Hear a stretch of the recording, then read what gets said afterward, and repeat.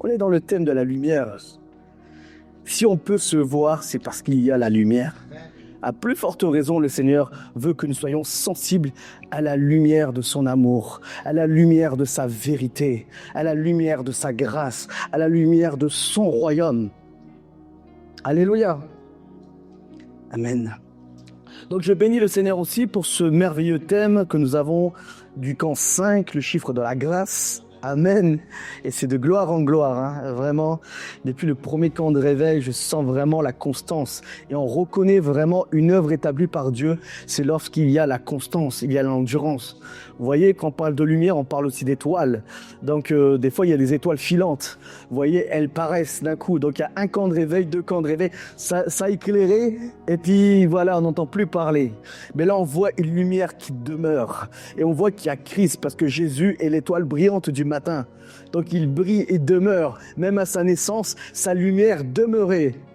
Et a attiré même les occultistes, parce qu'on parle des les rois mages, magiciens. Donc même eux sont venus s'incliner, se prosterner devant la lumière de Jésus-Christ, la lumière de Yeshua. Alléluia. Amen. Donc c'est là où on voit que vraiment Dieu est dans l'affaire, n'est-ce pas? Incroyable. Donc non, gloire à Dieu. Et puis c'est là, ça évolue. Ce n'est pas ça stagne, ça évolue de gloire en gloire. Là, il ne s'agit pas d'un sprint, là, il s'agit d'endurance. Et l'endurance, on l'a lorsqu'on s'efforce toujours. C'est lorsqu'on n'abandonne pas, mais on persévère et on persévère. C'est un marathon avec Dieu. Et par la grâce de Dieu aussi, quand on est une famille, on peut aussi se donner le bâton du relais. Donc on est là, on continue jusqu'au bout et boum, prends le relais, prends le relais. C'est ce qui va se produire ici dans ce séminaire. Hier et aujourd'hui, et encore cet après-midi, et encore ce soir, et encore demain. C'est de gloire en gloire. Il n'y a pas de comparaison. On est tous uniques et différents comme les 5 doigts de la main. Mais lorsque nous sommes ensemble, nous sommes une force. Je ne vais pas me dire, oui, celui-là, il est plus petit que l'autre et machin. Non. C'est ensemble, la complémentarité. Alléluia. Vous êtes avec moi et vous êtes avec Christ. Alléluia, c'est le plus important. Donc c'est vrai que quand on parle de la lumière, on parle vraiment de la dimension aussi de son royaume. Parce que dans Genèse 1, il est écrit qu'au commencement, Dieu créa les cieux et la terre était informe et vide. Et l'Esprit de Dieu se mouvait au-dessus des eaux. Donc on voit que la terre était informe et vide. Donc informe, il n'y avait rien. Donc Dieu a créé les luminaires. Donc pour créer les luminaires, Dieu a parlé. Et lorsqu'il parle, il y a la vie. Alléluia. Amen. Vous voyez, même l'Esprit de Dieu se mouvait au-dessus des eaux. Au contact avec la parole, l'Esprit et la parole amènent la création. Dieu nous enseigne déjà l'équilibre. Donc c'est dans l'équilibre qu'il y a la vie. Amen. Donc des fois, j'aime prendre cet exemple-là, que même vous voyez cette pelouse qui est là, qui est verte, qui fleurit, et sûrement des arbres derrière. Donc on voit que cela a nécessité donc l'eau et le soleil. Donc c'est les deux éléments qui ont contribué à la croissance et l'équilibre et la stabilité donc de cette verdure et des arbres en fait qui en découlent derrière. Et ces arbres-là aussi donnent des fruits en sa saison. Donc on voit que c'est la même chose aussi avec Dieu. Donc il y a l'eau de sa parole et la lumière de sa présence. Donc on a besoin de l'équilibre des deux éléments. L'eau de sa parole, la lumière de sa présence pour que cela puisse germer. Pour ceux qui ont des plantes à la maison, vous voyez que en l'absence de lumière, la plante fane. Mais ce qui est impressionnant aussi, puisque j'ai fait l'expérience, c'est qu'il y a des plantes, même alors qu'elles sont fanées, on met un peu d'eau, mais ça ne suffit pas. Mais dès qu'on les expose à la lumière, bouf, il y a un éclat de vitalité qui revient. Non, tout ce que Dieu crée est bon et parfait. Amen. On doit simplement être sensible et considérer cela. Gloire à Dieu. Donc quand Dieu a créé les poissons, il a parlé à la mer. Quand Dieu a créé les arbres, il a parlé à la terre. Quand Dieu a créé l'homme, il a parlé à lui-même. Créons l'homme à notre image. Alléluia. De même, le poisson ne peut pas vivre en dehors de l'eau, ni l'arbre en dehors de la terre. L'homme ne peut vivre en dehors de Dieu. Il ne peut vivre en dehors de son Créateur. Dieu s'est parlé à lui-même pour nous créer. Donc, à plus forte raison, on doit être conscient de notre identité en Christ. Identité en tant qu'enfant de la lumière. Parce que notre Dieu est lumière. Et nous venons d'un royaume de lumière. Alléluia. C'est la lumière qui influence, elle n'est elle-même pas influencée. Lorsqu'on allume la lumière, l'interrupteur, c'est la lumière qui domine. De la même manière, Dieu, dans sa grâce et dans son amour, il veut éclairer notre vie, éclairer notre existence, éclairer nos foyers, éclairer notre destinée, afin que nous puissions voir le chemin tout tracé que Dieu a prévu pour nous. Alléluia! Tu calmes un peu, hein? La vérité, c'est que même au-delà du statut pastoral et au-delà même des statuts, c'est vrai que quand j'ai rencontré Christ, il y a 18 ans en arrière, c'est l'âme d'un évangéliste que Dieu a mis en moi. Et j'aime les âmes. Pourquoi j'aime les âmes? Parce que j'ai rencontré Christ. Et Christ est amour et son cœur ne bat que pour les âmes. C'est par amour pour les âmes, justement, qu'il s'est fait homme sur terre. C'est par amour pour les âmes qu'il est venu, justement, à la rencontre de tous ceux qui étaient perdus et qui s'est donné aussi la vie à la croix de Golgotha pour nous sauver. C'est des choses primordiales. Des fois, on dit, mais on connaît tout ça. On veut voir des révélations et tout. Non, c'est vrai. La révélation de la parole est claire. Mais on doit être conscient même des petites choses, des prémices avec Dieu avant de passer à autre chose. Donc voilà, on parle vraiment de l'Esprit de Dieu qui se mouvait au-dessus des eaux. Donc c'était au-dessus des eaux, c'était pas en dessus, en dessous. C'est au-dessus. Donc Dieu veut vraiment vous couvrir de sa lumière. Pas à l'intérieur, c'est d'abord au-dessus. Il veut vous envelopper dans sa grâce et dans son amour. Ce sont des mots simples, divins et purs, et qui sont la définition même de qui est Dieu et de qui est Jésus. On parle de Dieu, on parle de lumière. On parle de Dieu, on parle d'amour. Vous pouvez rajouter tout ce que vous voulez autour. Amour et lumière. C'est les éléments primordiaux que Dieu veut manifester dans votre vie. Alléluia. Donc, la terre était informe et vide. Dieu a parlé, Dieu a donné les éléments, Dieu a donné la forme. Si tu vois que ta vie est informe et vide, lorsque tu t'approches de sa lumière, sa parole parlera pour ta vie et te rappellera combien tu es précieuse à ses yeux, combien tu es précieux à ses yeux, combien tu as de la valeur, combien il t'aime et combien il veut te révéler le plan parfait qu'il a tracé pour ta vie, te donner l'avenir et l'espérance qui t'est réservé. Alléluia. Laisse Dieu te donner la forme qu'il a prévue. Ne te donne pas la forme que tu t'es décidé d'avoir, mais laisse Dieu te donner la forme. Peut-être qu'il y a des choses qui vont peut-être te froisser, mais quand tu veux sculpter quelque chose, tu es obligé aussi de marteler. Marteler cet objet. Les sculpteurs frappent, cognent, cassent. Le Seigneur veut aussi t'émonder. Il veut couper tout ce qui t'empêchera de briller pour sa gloire. Tout ce qui t'empêchera de ressentir la plénitude de sa lumière dans ta vie. Alléluia. Il le dit dans Jean 15, il le sait, nous sommes les sarments. Il nous émonde. Donc émonder, c'est éplucher, c'est tailler, c'est couper. Il émonde tes relations, il émonde ton caractère, il émonde tout ce qu'il y a autour de toi, tout ce qui n'est pas de lui, pour que tu puisses porter des fruits. Ce que Dieu veut, c'est que tu portes des fruits. C'est pas que tu cumules un sac de graines en toi. C'était bien, j'ai reçu et j'ai reçu et j'ai reçu. Mais dans quoi tu sèmes? Tu reçois une charge. Maintenant, Dieu veut te déployer. Il ne veut pas que tu caches les talents, mais il veut que tu les fasses fructifier. Il veut qu'il te mette en mouvement pour sa gloire. Dieu est un Dieu qui met en mouvement. Moi, quand j'ai rencontré Christ, j'étais informe et vide. Je suis venu avec la puanteur du péché. Dieu m'a lavé par son sang royal, un sang d'amour, un sang qui m'a éclairé dans mes ténèbres, qui, comme dit la parole, qui m'a retiré des ténèbres, qui m'a ramené dans son admirable lumière. Dieu a une admirable lumière. Donc admirable, c'est émerveillant, c'est beau, c'est magnifique. Une admirable lumière, c'est pas la lumière d'ampoule.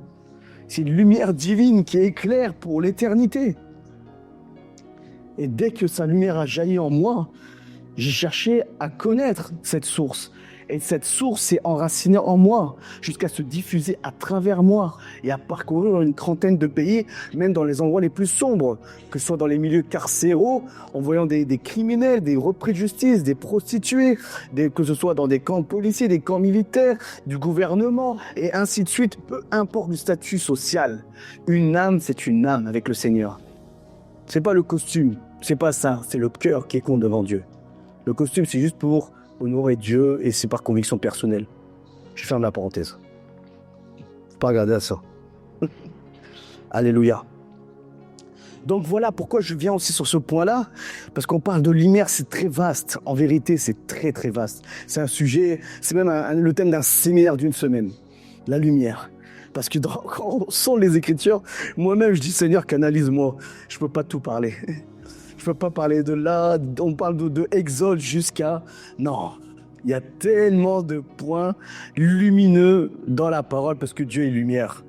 Donc forcément, tout son contenu, c'est pour éclairer ta vie. Oui, souvent quand tu te sens mal et tu souffres et tu vois plus rien, tu es confus. Quand tu es confus, c'est que tu ne vois plus rien. Ta vie n'a plus de sens parce que tu ne vois plus rien. Tu es dans l'obscurité, dans ta chambre, sous ta couette, tu pleures et tout et tout. Et ça, c'est ce que l'ennemi veut faire. Donc t'empêcher de goûter à cette lumière. Donc quand t'es pas bien, tu es dans l'obscurité. Et c'est dans cette obscurité où Dieu te tend la main pour justement te faire goûter à cette liberté et cette lumière. Vous voyez comme des gens qui sont coincés dans des labyrinthes, vous voyez dans certains films, on voit ils cherchent la lumière. Ils sont perdus. Ils tournent, peut-être ta vie, elle est comme ça. Tu es dans un labyrinthe. Tu as l'impression d'avancer. En fait, tu as fait tout un chemin et à la fin, tu es coincé, quoi. Donc on cherche la lumière. On cherche toujours le bout du tunnel. Et il y a de ceux aussi qui sont au fond d'un puits et qui voient la lumière et ils attendent qu'on les aide. Donc ne sois pas seul. Et ne sois pas insensible à la main qui t'est tendue. Ton frère qui t'aide, c'est pour te ramener à la lumière, à la liberté. Là où l'Esprit du Seigneur est, là où est la liberté. Alléluia. Koramashaya. Donc, je vais parler sur quelques points d'exhortation. Parce qu'on aura aussi une profondeur d'enseignement l'après-midi, ce soir et demain.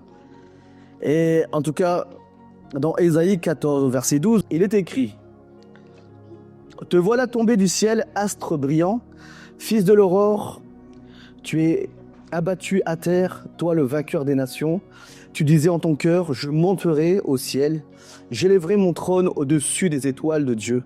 Je m'assirai sur la montagne de l'assemblée, à l'extrémité du septentrion, je monterai sur le sommet des nus, je serai semblable au Très-Haut. Mais tu as été précipité dans le séjour des morts, dans les profondeurs de la fosse. » Donc quand on parle de astre brillant, en hébreu justement ça veut dire fils de l'aurore et porteur de lumière, dont on parle du terme Lucifer qui n'est pas dans la Bible. Lucifer, voilà, c'est traduit du grec et du latin.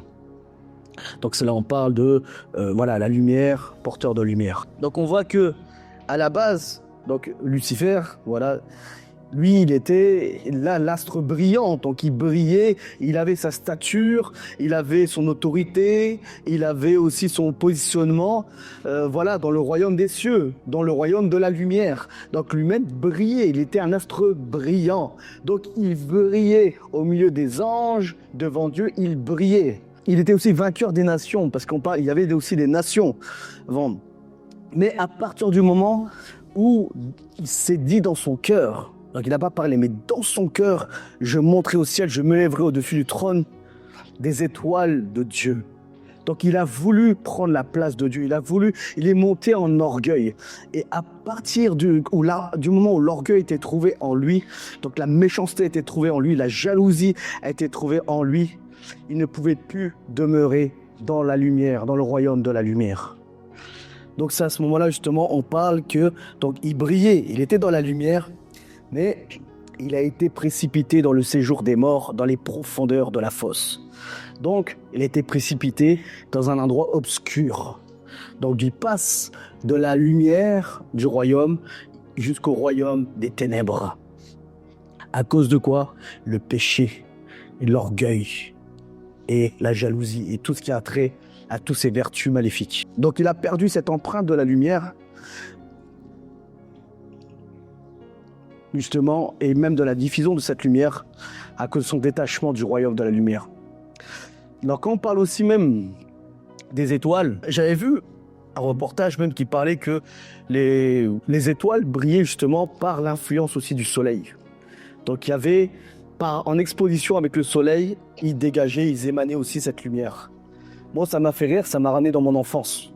Je sais pas qui a connu ça, mais en tout cas quand j'étais petit, je me rappelle qu'on avait des lumières phosphorescentes et des petites lucioles. On les exposait à des lumières, et puis c'est comme ça en fait qu'elles brillaient en fait la nuit. Donc ce que j'ai pu constater, c'est ça, c'est que il fallait qu'elles soient en contact, alors qu'elles demeuraient en contact pour briller. Les étoiles, pareil, elles brillent parce qu'elles sont en contact aussi, elles sont influencées par le soleil. De la même manière, en tant qu'enfants de Dieu, nous devons être en contact et demeurer dans la lumière du Christ pour pouvoir diffuser sa lumière. Alléluia! Donc on ne peut diffuser, refléter la lumière sans même demeurer dans cette même lumière.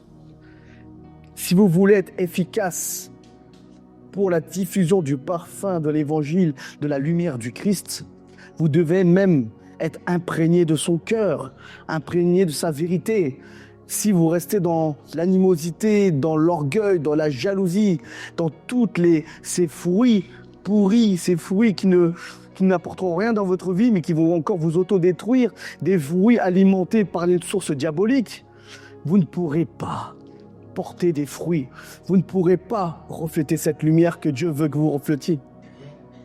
Vous êtes avec moi, vous me suivez? De bon matin, vous arrivez à me suivre? Je partage ce que le Seigneur a mis dans mon cœur. C'est des choses essentielles et simples, mais pourtant c'est réel.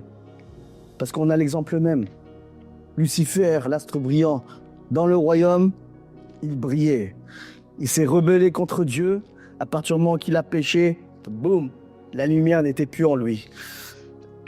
Dans les profondeurs de la fosse.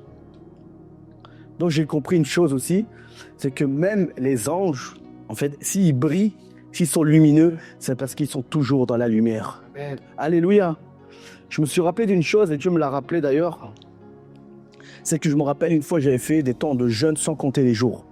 J'ai déjà partagé souvent cette vision, et je jeûnais, je priais, j'adorais, etc. Et à un moment donné, la nuit, boum, j'étais transporté devant le trône de la grâce. Et donc je me retrouve dans un endroit lumineux. En fait, tout était blanc, pur, blanc, lumineux. Et je réalise, voilà, je suis dans le royaume, dans un positionnement divin. Et à ce moment-là, j'entends le Père qui me parle. Et il me dit, France, que veux-tu que je fasse pour toi? Et là, j'entends la voix du Père. Je vois pas d'image, je vois rien. C'est juste tout blanc. Que veux-tu que je fasse pour toi? Je tremble. Je dis, Seigneur, Seigneur, je suis en train de trembler. Je dis, Seigneur, je veux faire ta volonté et tout. Je veux te servir. Et sur le côté, je voyais un ange bien distinctement. Tout habillé en blanc. Il était sur le côté lumineux. Et je le regarde. Et lui, il m'observe. Et puis il fait ça. Et en fait, il parle dans mon esprit. Il me fait comprendre, c'est moyen ce que tu demandes. C'est pas ses moyens. La Bible nous enseigne que le Saint-Esprit connaît la pensée du Père, les profondeurs de Dieu. Et là, je suis je suis devant le Père. Vous savez, quand vous êtes dans une période de jeûne et tout, vous avez l'impression que vous allez être enlevé, même. Tellement que vous vivez Dieu, il y a tellement une gloire, 24 heures sur 24. Vous allez fondre. Du coup, j'étais déjà dans l'atmosphère, mais là, je suis devant Dieu. Et là, je dis, Saint-Esprit, et le sourigalo balouche. Et je dis, Père, donne-moi ton cœur. Je veux un cœur comme le tien. Je veux ce cœur, Seigneur, un cœur d'adorateur. Et quand j'ai demandé, Père, je veux ton cœur, à partir de ce moment-là, je sentis une gloire. J'ai regardé sur le côté, à l'instant, sur le regard, je savais que je voulais rêver. J'ai regardé sur le côté, j'ai vu l'ange, il a commencé à me sourire. Il a souri, Et puis son vêtement même s'est illuminé intensément. Tout s'est illuminé. J'ai senti une gloire, une présence extraordinaire, une lumière qui éclairait. Et je me suis réveillé, je commence à voler, je commence à rigoler, à pleurer en même temps. J'étais ivre de la présence de Dieu. Oh Père, donne-moi ton cœur.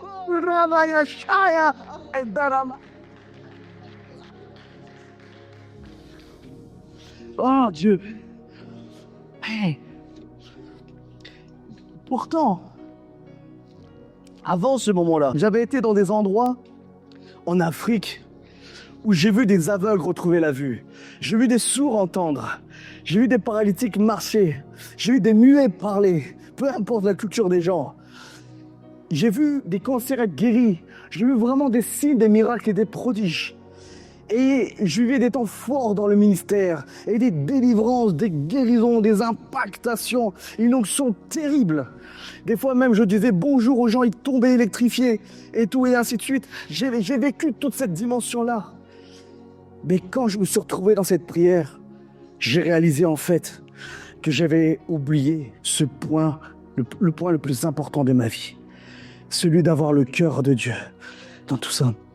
Et ça m'a révolutionné. Et depuis, je dis non, Seigneur, à toi toute la gloire dans tout ce qu'il y a pu avoir.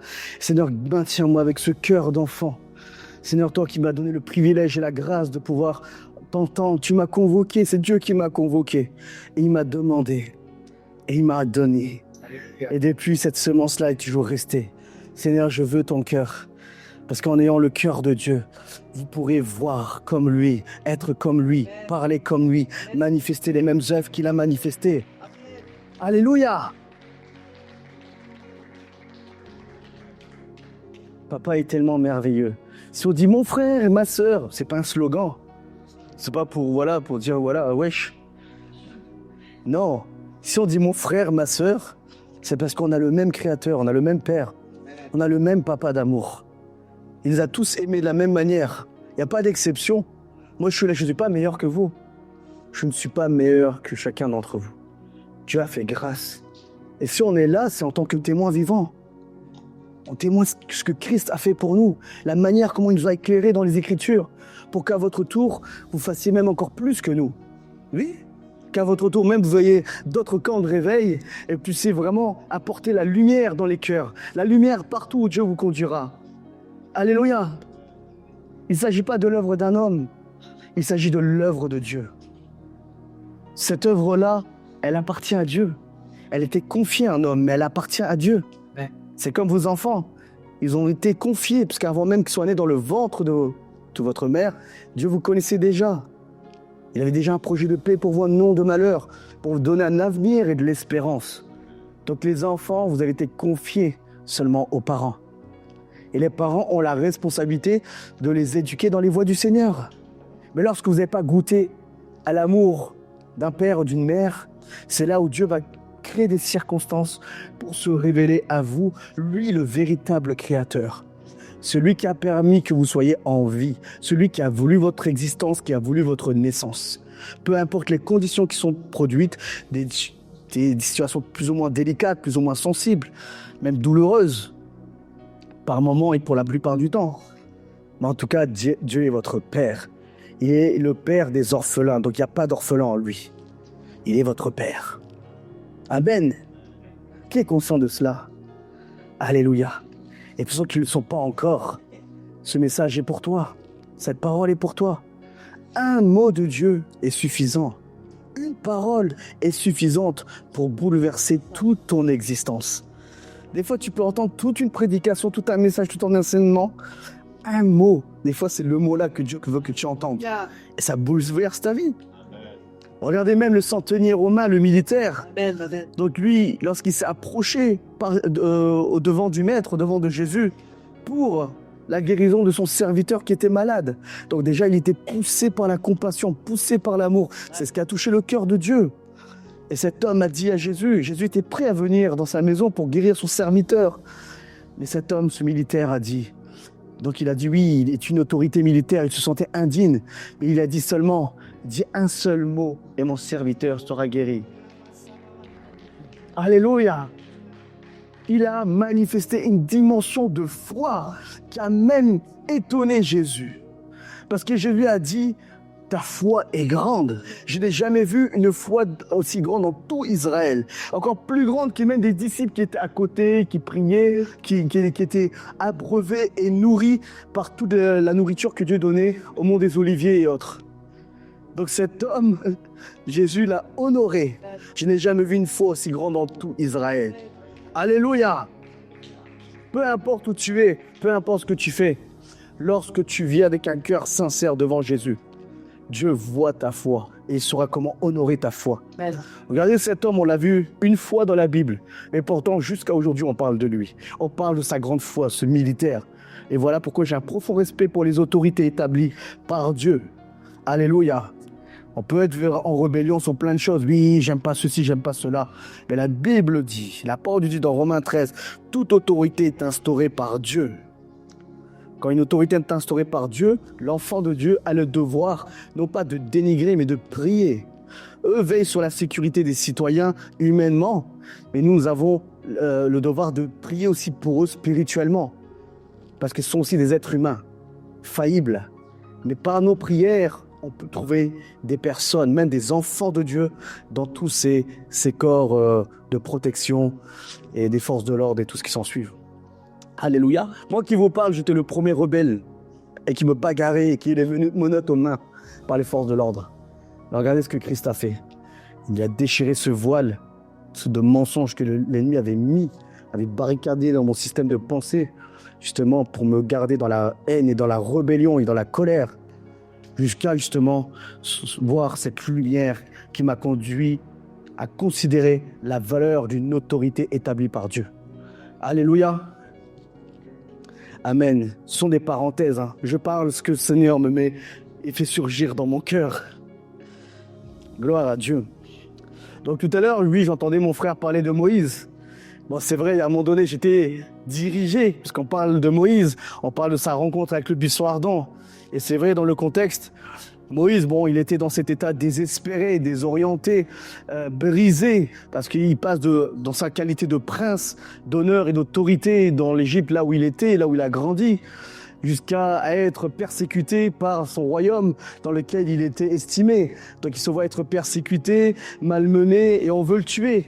Donc il est là en train d'errer 40 ans dans le désert jusqu'à ce que justement il rencontre le fameux buisson ardent que notre frère a dit, et d'où la vision il a vue ici pour l'événement. C'est bien ça ce que j'ai entendu.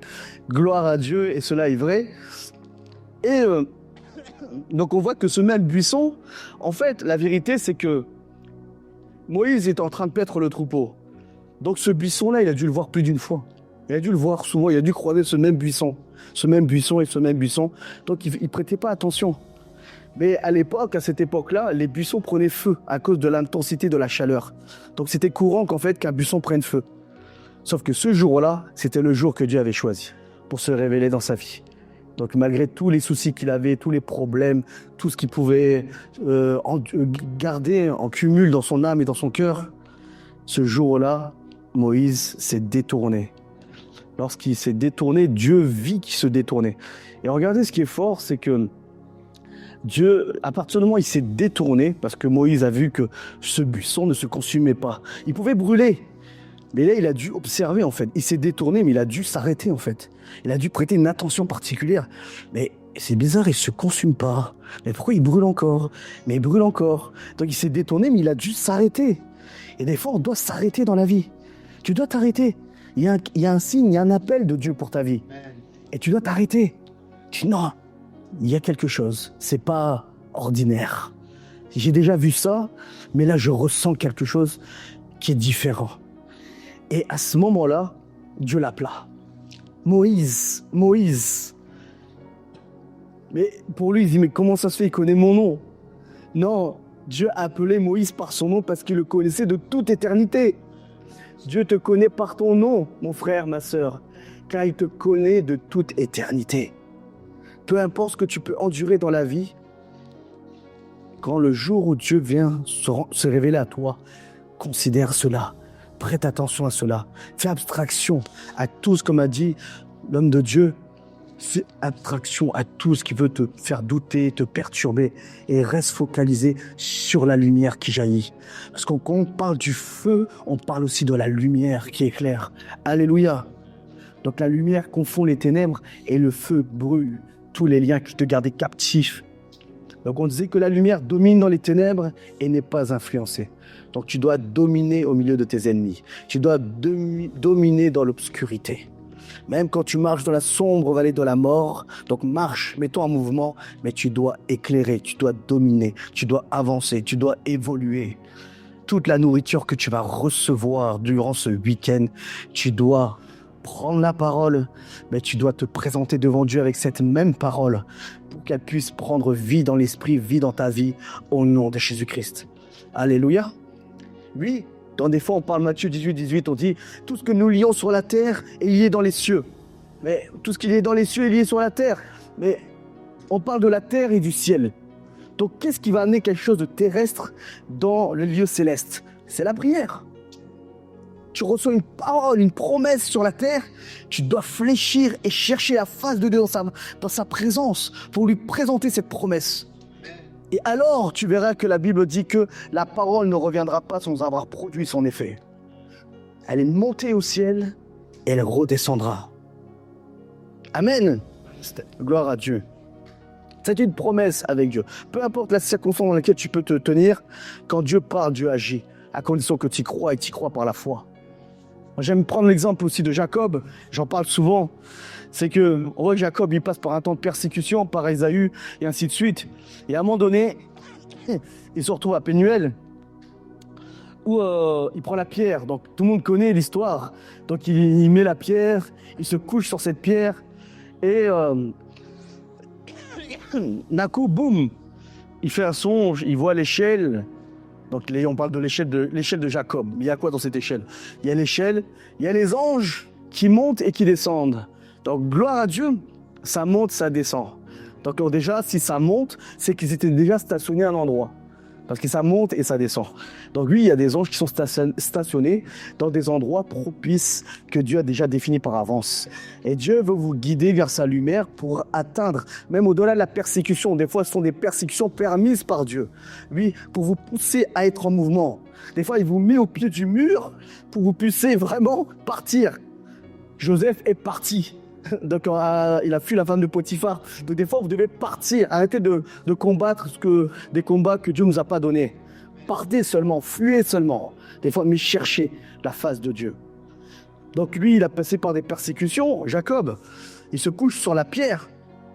L'échelle, les anges qui montent et qui descendent. Mais qu'est-ce qu'il y a de plus que les anges? En haut de cette échelle, il y a la voix de Dieu. Et Dieu parle à Jacob. Et Dieu a dit à Jacob, je ne te laisserai pas sans avoir exécuté mes desseins. Ça veut dire quoi? Le Père, Dieu, s'engage dans une promesse avec Jacob. Il s'engage avec Dieu, avec Jacob. Une alliance, quelque chose. Il a parlé. Et quand Dieu dit, la chose arrive. Il ordonne, elle existe. Car il n'est pas un homme pour mentir, ni fils d'homme pour se repentir. Alléluia. Ouais. Et quand Jacob, il voit toute cette gloire, toute cette présence extraordinaire, mais quand il se réveille, il est sur une pierre, et au milieu du désert, dans l'obscurité. Donc, vous voyez cette dimension-là. C'est par moment, vous voyez, vous êtes là dans un temps de séminaire, dans un camp de réveil. Il y a la lumière, il y a les anges, je vois les anges, ils crient, ils sautent, et ça, et ci. On voit, il se passe une intensité, une gloire. On voit des paroles prophétiques, et tout ça se libère dans ta vie. Tu pleures, t'es touché, t'es guéri, t'es restauré. Il se passe des choses sur le coup, dans un songe, comme avec Jacob dans son songe. Il vient en galère, il vient dans sa misère, et il se couche sur la pierre. La pierre, c'est la parole. Donc il se couche dessus, et boum. Donc tu es là, tu écoutes la parole et boum, la gloire se manifeste parce qu'on se couche sur la parole. Donc tu vis ça. Les anges, cette dimension de gloire, Dieu parle, prophétise, t'as une parole, il s'engage avec toi et ainsi de suite. Et après la réalité c'est que Jacob se réveille et il n'y a rien en fait. Donc la réalité elle est là. La réalité c'est lorsque tu vas rentrer chez toi. Et quand tu vas rentrer chez toi, Tu vas voir toutes tes factures, tu vas voir tous ceux qui te répondent pas dans ta famille, qui te font la guerre, qui t'accusent, tout ce qui te monte en justice, et ainsi de suite. Tu vois ta réalité, tes problèmes de couple et les bagarres et tout ce qui s'ensuit. Je m'en passe. Et puis ton verre de whisky qui t'appelle, et t'es là en train de combattre un verre. Tu m'auras pas, Satan.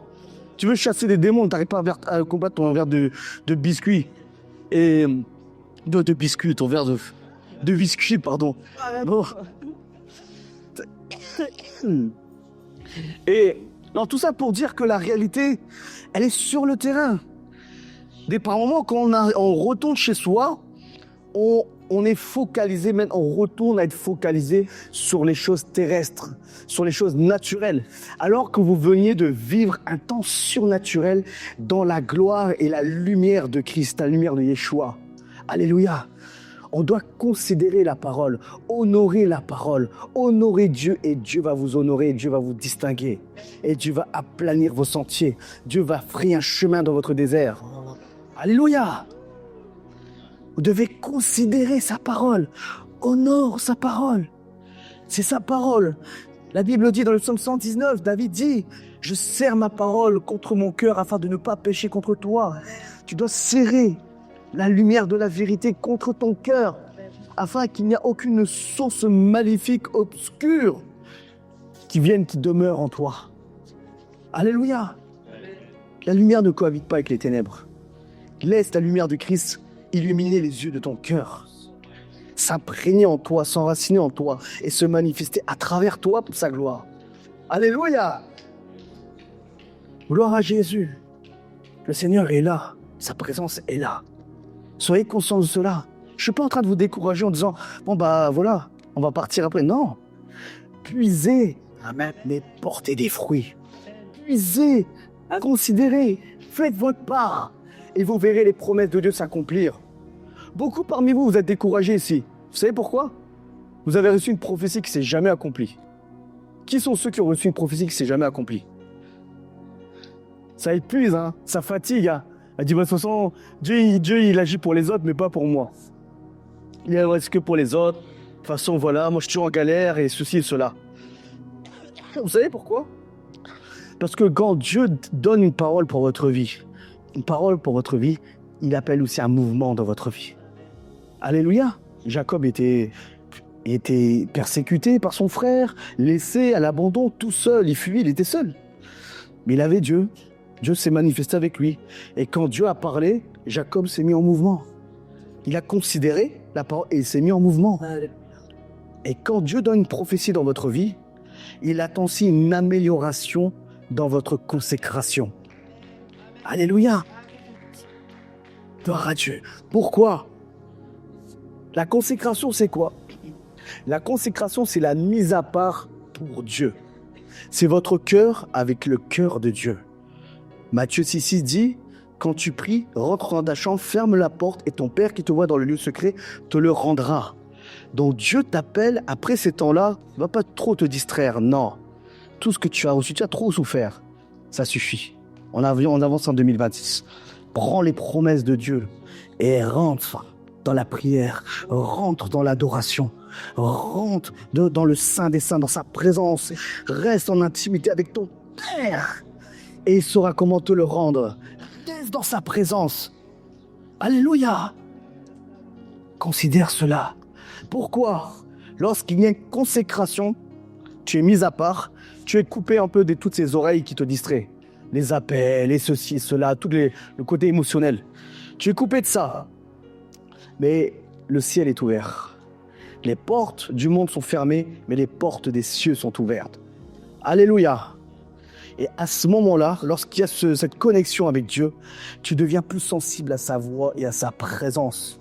Lorsque tu es sensible à sa présence et sensible à sa voix, c'est alors, premièrement, que tu es fortifié dans tout ton être, dans ton esprit. Mais en même temps, tu es sensible à la direction que Dieu te montre et des actes que tu dois poser dans l'obéissance pour pouvoir voir l'accomplissement des prophéties dans ta vie, l'accomplissement des promesses de Dieu dans ta vie. Tu ne pourras jamais voir les prophéties s'accomplir dans ta vie si toi-même, tu ne te retires pas avec le Seigneur et de là que tu ne sois pas censé, tu passes pas ce temps d'intimité jusqu'à entendre Dieu te parler. Car c'est en entendant Dieu que tu peux écouter et obéir. Seigneur, je veux t'obéir. Mais tu veux lui obéir comment? Si tu ne l'entends pas, si tu ne le ressens pas, tu veux lui obéir comment? Avec tes propres forces? Des fois, tu laisses parler tes émotions, tu vas faire une action pour Dieu. Seigneur, pour Dieu, je vais faire. Et après, tu rencontres des mauvaises personnes et tu reviens encore plus brisé, encore plus cassé. Et là, tu dis, ah, les chrétiens, ah, les églises. Non, mais qui t'a dit d'aller là-bas? Tu as fait trop d'erreurs, trop de déceptions et ne généralise pas cela. Moi-même, j'étais déçu des gens, que ce soit dans l'église, que ce soit ailleurs et ainsi de suite. Déçu de l'hypocrisie, déçu des masques, déçu des faux semblants et de tout le tralala. Non. Si tu veux rencontrer véritablement le Dieu, le Père des Lumières, qui peut éclairer toute ton existence, tu dois le rencontrer dans le lieu secret. Jusqu'à entendre sa voix, jusqu'à le sentir s'imprégner en toi, brûler en toi et se manifester à travers toi dans le nom puissant de Jésus-Christ. Jésus a dit que celui qui me suit ne marchera plus dans les ténèbres, mais il aura la lumière de la vie. Si tu suis Jésus, tu ne marcheras plus dans toute ton atmosphère de dépression, de tristesse et d'oppression. Mais tu auras la lumière de la vie en toi. Car ce n'est plus toi qui vis, c'est Christ qui vit en toi. Cette lumière jaillira à travers toi et manifestera une domination et une autorité pour écraser les serpents, les scorpions et toute la puissance de l'ennemi, et rien ne pourra te nuire au nom de Jésus. Alléluia. Psaume 104. Mon âme bénit l'Éternel. Éternel, mon Dieu, tu es infiniment grand. Tu es revêtu d'éclat et de magnificence. Il s'enveloppe de lumière comme d'un manteau, et il étend les cieux comme un pavillon. Il forme avec les eaux le fait de sa demeure. Il prend les nuées pour son char. Il s'avance sur les ailes du vent. Il fait des vents ses messagers, des flammes de feu ses serviteurs. Alléluia. Donc Dieu s'enveloppe de lumière et il fait de ses serviteurs que vous êtes des flammes de feu. Une flamme de feu, quand on parle d'une flamme de feu, on parle d'abord d'une étincelle. Une étincelle qui se frotte avec des pierres, avec du bois. Le bois, c'est Christ. Tu te frottes à Christ, tu te frottes dans la vérité de son amour jusqu'à allumer un feu. Tu te frottes avec des silex, avec des pierres. La pierre, c'est la parole de Dieu. La parole de vérité. Tu te frottes jusqu'à ce que ça allume un feu. C'est ce que le Seigneur veut allumer en toi. Il veut que tu te frottes dans sa vérité, que tu te déguises dans sa parole, tu te déguises dans son amour, tu te déguises dans sa lumière. Alléluia. Tu te déguises dans une vie de sanctification, de sincérité, de vérité. Vous connaîtrez la vérité vous affranchira, elle vous rendra libre. Libre dans ton cœur, libre dans ton âme, libre dans tes pensées, libre dans tout ton être. Alléluia. Tu ne peux apporter la lumière si tu n'as pas la lumière de la vie en toi. Tu ne peux libérer ta famille de la captivité des ténèbres si toi-même tu n'es pas revêtu de l'arme de la vérité, de l'épée à double tranchant de la vérité. Alléluia. Jésus est la lumière. Lorsque la lumière est en toi, c'est Christ qui est en toi. Lorsqu'on nous voyons Jean qui découvre Jésus dans un autre aspect, parce que Jean était celui qui se couchait sur la poitrine de Jésus. Donc il avait cette intimité avec Jésus. Mais quand le même Jean, le prophète Jean, dans le livre d'Apocalypse, lorsqu'il voit Jésus, il tombe comme mort. Il n'y avait plus d'histoire de « je vais te prendre dans mes bras ». Non, il découvre un autre aspect de Jésus. Mais là, on voit ses cheveux blancs comme la neige, la pureté, la sainteté, la sagesse et tout ce qui s'ensuit. Et après, on voit sa ceinture d'or. Donc, quand on ne vous dise pas arrêtez de mettre des bijoux et tout ça, non, Jésus avait une ceinture d'or. Alléluia. Amen. Non, faut arrêter des trucs. Non, maquillez-vous, faites-vous belle et ainsi de suite. Bien sûr, dans l'équilibre et la sagesse. ceinture d'or. Il avait du feu, les pieds embrasés, comme du feu, les pieds embrasés, comme une fournaise ardente.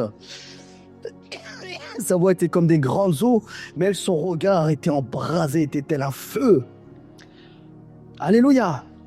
Mais de sa bouche sortait une épée à double tranchante. Quand Christ est en toi, sa vérité doit sortir et émaner de ta bouche. Ton regard doit émaner la lumière, le feu de la lumière. Tes pieds doivent être conduits par le feu de la lumière. Alléluia! Ta tunique doit être attachée par la gloire de Dieu, la ceinture de la vérité, la ceinture de la gloire de Dieu. Alléluia! Oui, c'est la ceinture qui tient la tunique. Sinon, ça tombe et tu tombes. Si tu n'es pas dans la vérité, tu peux mettre une tunique ou un pantalon sans ceinture, tu vas avancer un peu dans la vie. Ça va aller. Mais après, au bout d'un moment, tu vas être comme ça. Et boum. Non, c'est la vérité qui tient ton vêtement, qui tient ton armure. Jésus nous a montré cet aspect-là de lui. Donc, considérons cela. C'est pas votre copain. Moi, ce que j'aime aussi, il y a ma maman aussi dans la foi, Michel Dastier, elle m'a toujours enseigné cela pendant des années. Pendant 15, 16 ans, 17 ans, je crois que je la connais. Elle m'a toujours enseigné cela. Jésus, c'est pas ton copain. Donc, dans ce sens-là, et ça m'a interpellé. J'ai déjà vu Jésus, t'es amour et tout, on se trouve à Disneyland des fois. Mais non. Il y a le lion et l'agneau. Jésus aussi un puissant guerrier. Un puissant guerrier fort dans les combats, qui est capable d'intervenir dans tes situations les plus compliquées, les plus difficiles, pour pouvoir te libérer de la captivité et te rendre justice. Jean 1, 5, 1. La lumière, lui, dans les ténèbres, et les ténèbres ne l'ont point reçu. Donc on parle de Jésus. Et lui, un homme envoyé de Dieu, son nom était Jean. Il vint pour servir de témoin, pour rendre témoignage à la lumière, afin que tous croient en lui. Il n'était pas la lumière, mais il parut pour rendre témoignage à la lumière. Cette lumière était la véritable lumière, qui, en venant dans le monde, éclaire tout homme. Elle était dans le monde, et le monde a été fait par elle, et le monde ne l'a point connue. Donc on parle vraiment que Jésus était présenté par Jean en tant que lumière. Alléluia. 1 Jean 1, 5. La nouvelle que nous avons apprise de lui et que nous vous annonçons, c'est que Dieu est lumière et qu'il n'y a point en lui de ténèbres. Alléluia. Jean 9, 5. Pendant que je suis dans le monde, je suis la lumière du monde. Jésus était Dieu sur terre. Gloire à Dieu. Le passage que je vais partager avant d'arrêter. Gloire à Dieu. Là qu'ils ont faim.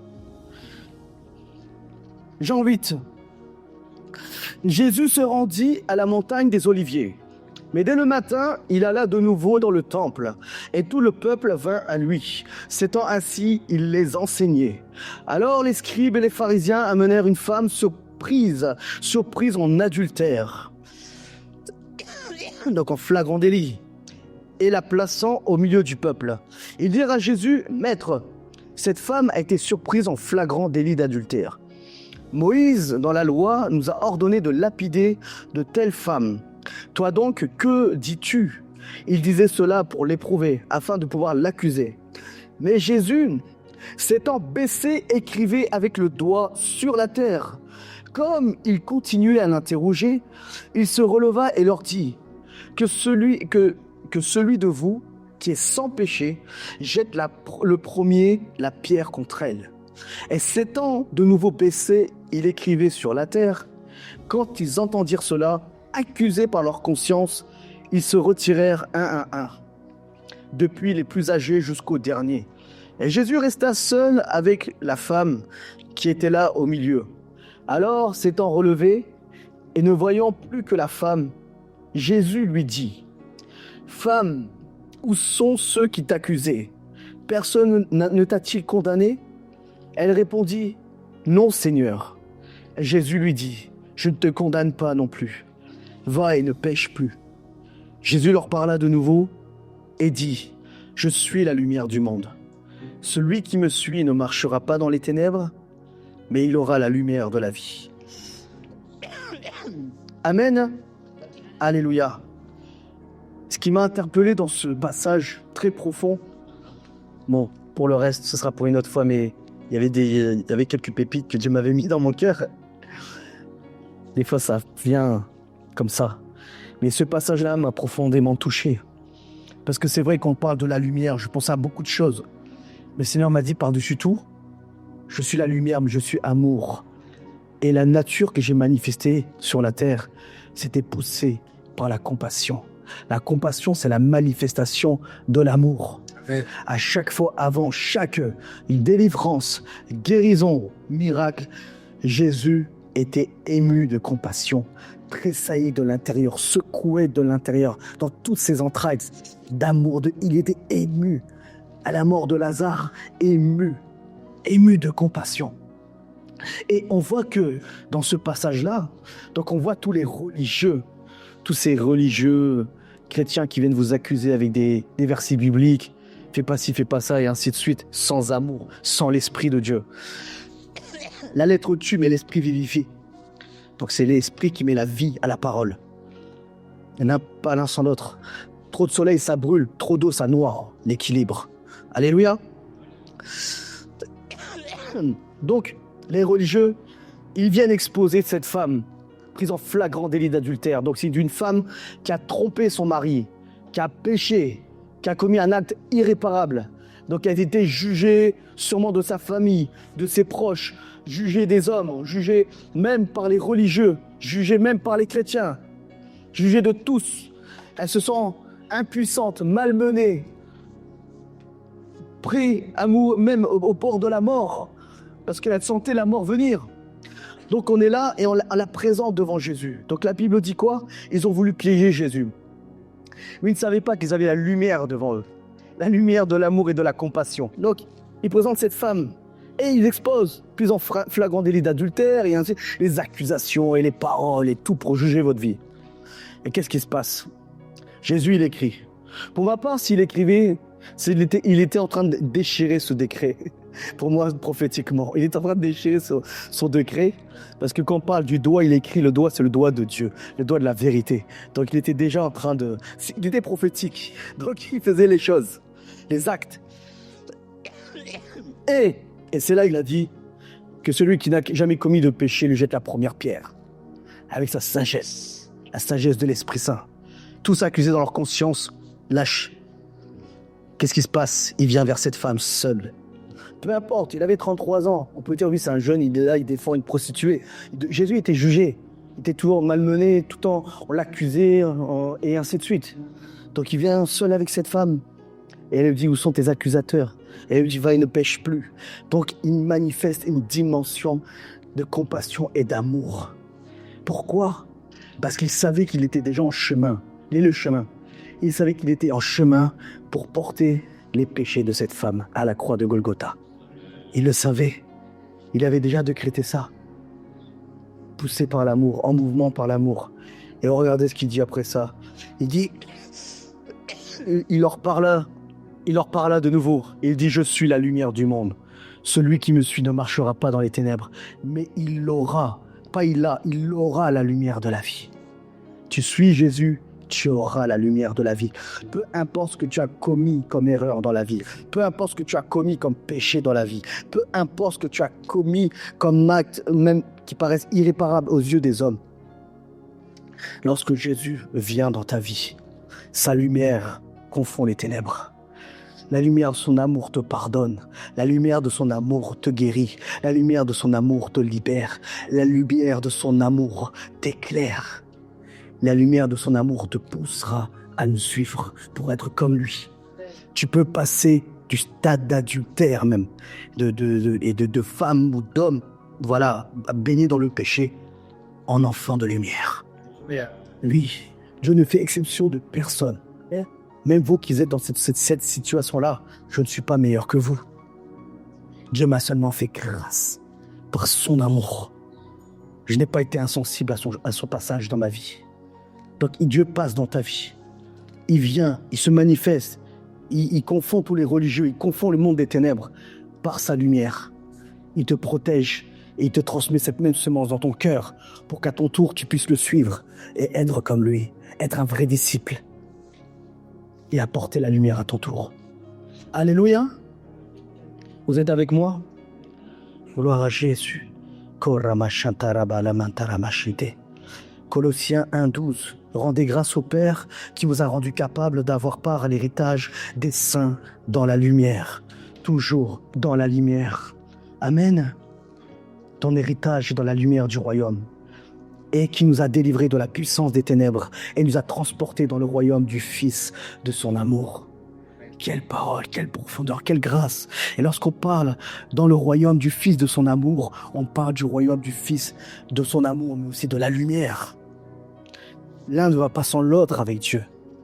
Si tu ne sais pas que Jésus est la lumière et il est l'amour, tu ne l'as pas rencontré. C'est plus que des mots. C'est aussi une expérience de vie, une rencontre divine. Alléluia. Acte 26, 18. Afin que tu leur ouvres les yeux pour qu'ils passent des ténèbres à la lumière, de la puissance de Satan à Dieu, pour qu'ils reçoivent par la foi en moi le pardon des péchés et l'héritage avec les sanctifiés. 1 Pierre 2, 9. Vous, au contraire, vous êtes une race élue, un sacerdoce royal, une nation sainte, un peuple acquis, afin que vous annonciez les vertus de celui qui vous a appelé des ténèbres à son admirable lumière. Alléluia. C'est une promesse que Dieu vous donne. C'est une identité que Dieu vous donne. Vous avez de la valeur à ses yeux. Regardez ce qu'il dit. Vous êtes une race élue. Peu importe ce que tu as fait, tu es une race élue aux yeux de Dieu. Un sacerdoce royal, une nation sainte, un peuple acquis, afin que vous annonciez. Donc Dieu vous met en mouvement. Oui, tu étais comme ci, comme ça, et dans le péché, dans les ténèbres. Mais lorsque Dieu t'appelle, il te révèle ta véritable identité pour que tu puisses annoncer les vertus de celui qui t'a appelé des ténèbres à son admirable lumière. Alléluia! Gloire à Dieu. Acte 12. Vers la même époque, le roi Hérode se mit à maltraiter quelques membres de l'Église. Il fut tué par l'épée Jacques, le frère de Jean. Quand il s'aperçut que cela plaisait aux Juifs, il fit aussi arrêter Pierre. C'était pendant les jours des pains sans levain. Alors, lorsqu'on eut arrêté Pierre, il le fit mettre en prison et le plaça sous la garde de 4 escouades et de 4 soldats chacune. Il voulait le faire comparaître devant le peuple après la Pâque. Pierre était donc sous la bonne garde dans la prison, mais l'Église priait ardemment Dieu en sa faveur. Or, la nuit qui précédait le jour où Hérode allait le faire comparaître, Pierre, attaché par 2 chaînes, dormait entre 2 soldats et devant la porte de la prison, des sentinelles montaient la garde. Tout à coup, un ange du Seigneur apparut et la cellule fut inondée de lumière. L'ange toucha Pierre au côté pour le réveiller. « Lève-toi vite », lui dit-il. Au même instant, les chaînes lui tombèrent des poignets. « Allons, poursuivit l'ange, mets ta ceinture et attache tes sandales. » Pierre obéit. « Maintenant, ajouta l'ange, mets ton manteau et suis-moi. » Pierre suivit et sortit sans se rendre compte de tout ce que l'ange faisait était réel. Il croyait avoir une vision. Ils passèrent ainsi devant le premier poste de garde, puis devant le second et arrivèrent devant la porte de fer qui donnait sur la ville. Celle-ci s'ouvrit toute seule. Ils sortirent et s'avancèrent dans une rue, et soudain l'ange le quitta. Alléluia. Je m'arrête là. On est ensemble, vous m'avez suivi, on a navigué ensemble par la grâce de Dieu. Alors ce passage-là est aussi extraordinaire. Donc on voit un temps de persécution. Tu es chrétien, tu es persécuté. Qu'on ne nous raconte pas d'histoire. C'est pas depuis que tu es chrétien, il m'arrive que des problèmes, que des histoires et ainsi de suite. C'est normal. Lorsque tu allumes la lumière dans une grotte, toutes les chauves-souris sont agitées. Donc elles vont t'embrouiller, elles vont te fracasser. Mais tu dois être conscient qu'en Christ, tu deviens tel un aigle. Donc l'aigle domine toutes ces chauves-souris et ainsi de suite. Tu ne dois pas être effrayé par les intimidations de l'ennemi. Il rôde comme un lion, rugissant, cherchant qui dévorer. Donc il rôde, il cherche un accès. Mais tant quand tu es conscient de ton identité en Christ, tu dois dominer dans la lumière du Christ. Alléluia. Donc vous voyez Pierre, il est persécuté, il est oppressé, il voit la mort arriver comme Jacques. Mais qu'est-ce qui se passe? C'est que l'Église s'est mise en mouvement, a refusé que ce qui est arrivé à Jacques arrive à Pierre. Donc ils ont cru en Christ, donc ils sont venus en famille, ils sont venus ensemble. Il y a une puissance dans l'unité, il y a une puissance dans l'amour, l'amour pour Pierre, l'amour pour son prochain. Il y a une puissance lorsqu'ils sont réunis ensemble.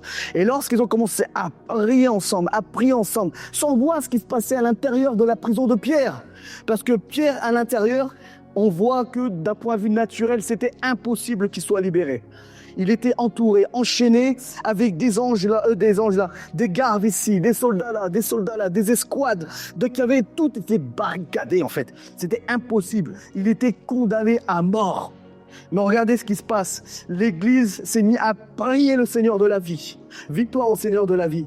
Et ils ont commencé à prier avec ferveur, avec instance et dans l'unité. Et à ce moment-là, cette prière d'unité a manifesté une dimension surnaturelle où la manifestation d'un ange est venue dans l'endroit le plus improbable, c'est-à-dire dans ce lieu où personne ne savait où Pierre était incarcéré.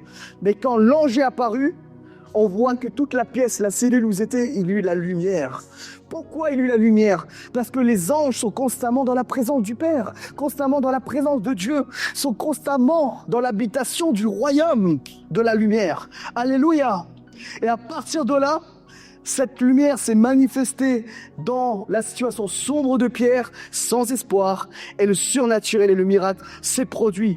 Et Pierre a été libéré. Il pensait même que c'était un songe, mais pourtant, la réalité spirituelle est beaucoup plus réelle que celle qui est visible, celle qui est naturelle, beaucoup plus visible, beaucoup plus réelle. Alléluia! Tout ça pour dire que, et je reviens dans ce que j'ai dit au début, revenons aussi à l'unité. Ensemble, il y a une force. Il y a une force. Si vous voyez quelqu'un qui est incarcéré dans votre vie et ainsi de suite, ou même si c'est vous-même, on est ensemble. On va prier.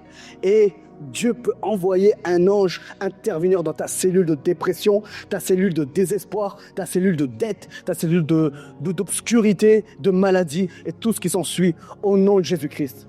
Dieu est capable de tout. Et encore dans ce passage dans l'Écriture, il y a l'ange qui vient. Mais est-ce que vous remarquez? L'ange n'a pas touché les chaînes. L'ange n'a pas ouvert les portes. Il avait une main invisible. C'était Dieu. Dieu. Il y a un ange, l'ange était là, mais Dieu était là. C'est Dieu qui faisait les choses. Alléluia! Et Dieu le fera dans ta vie, dans le nom puissant et merveilleux de Jésus-Christ.